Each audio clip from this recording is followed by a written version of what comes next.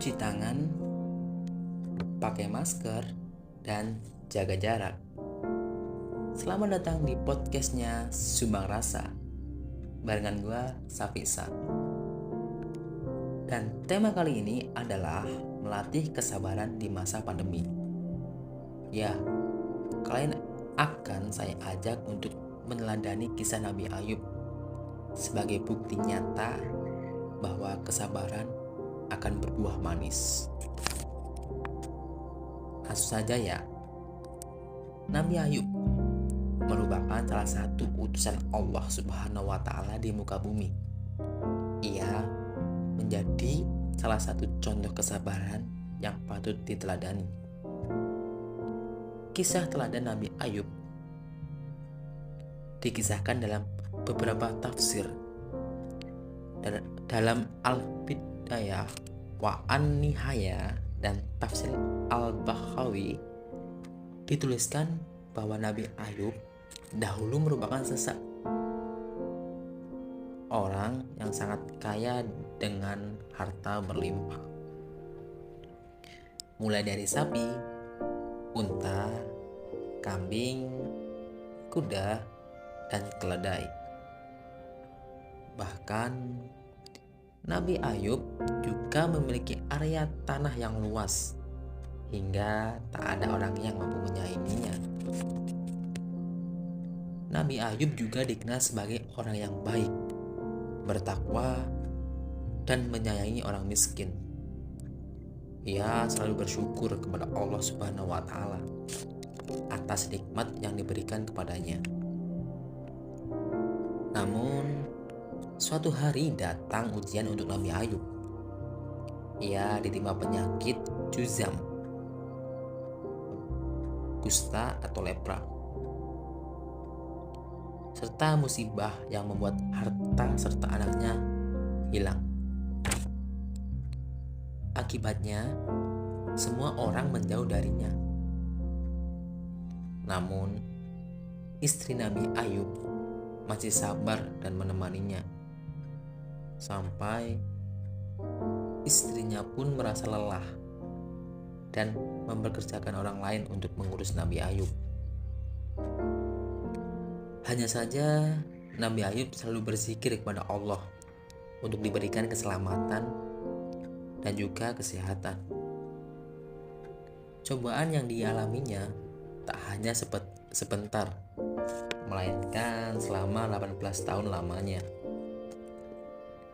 Berdasarkan Quran surat Al-Anbiya ayat 83 yang artinya, dan ingatlah kisah Ayub ketika dia berdoa kepada Tuhannya, ya Tuhanku, sungguh aku telah ditimpa penyakit, padahal Engkau Tuhan yang maha penyayang dari semua yang penyayang. Dengan kesabaran yang dilakukannya selama 18 tahun lamanya, Nabi Ayub pun mendapatkan mukjizat. Ia diberi kesehatan setelah mandi dan minum air yang dianugerahkan oleh Allah Subhanahu wa Ta'ala. Berdasarkan Quran surat Syad ayat 41 sampai 44 yang artinya, dan ingatlah akan hamba kami Ayub ketika dia menyeru Tuhannya, sesungguhnya aku diganggu setan dengan penderitaan dan bencana. Allah berfirman, hentakanlah kakimu, inilah air yang sejuk untuk mandi dan untuk minum.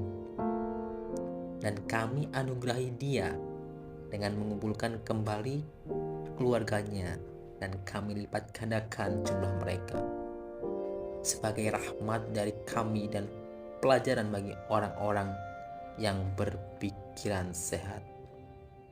Dan ambillah seikat rumput dengan tanganmu, lalu pukullah dengan itu, dan janganlah engkau melanggar sumpah. Sesungguhnya kami dapati dia, Ayub, seorang yang sabar. Dialah sebaik-baik hamba. Sungguh dia sangat taat kepada Allah. Kehidupan Nabi Ayub pun kembali diberkahi oleh Allah Subhanahu wa taala. Istri, anak, serta hartanya kembali melimpah. Ia pun kembali bersyukur kepada Allah Subhanahu wa taala. Dalam hadis riwayat Bukhari dari Abu Hurairah radhiyallahu anhu, Rasulullah Shallallahu alaihi wasallam bersabda, yang artinya di saat Nabi Ayub mandi dalam keadaan telanjang, tiba-tiba jatuhlah seekor belalang dari emas. Lalu Nabi Ayub alaihissalam mengantonginya di bajunya. Maka Allah berfirman, "Bukankah aku telah mencukupimu dari apa yang engkau lihat?" Ayub alaihissalam menjawab, "Betul, wahai Rabbku. Akan tetapi aku tidak akan merasa cukup dari berkah-Mu." Nah, itulah kisah dari Nabi Ayub.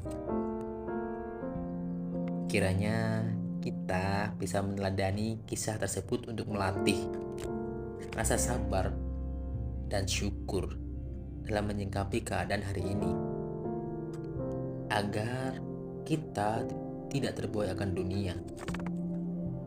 Dan semoga kisah Nabi Ayub bisa dijadikan pembelajaran juga bagi kita untuk terus bersyukur atas nikmat Allah.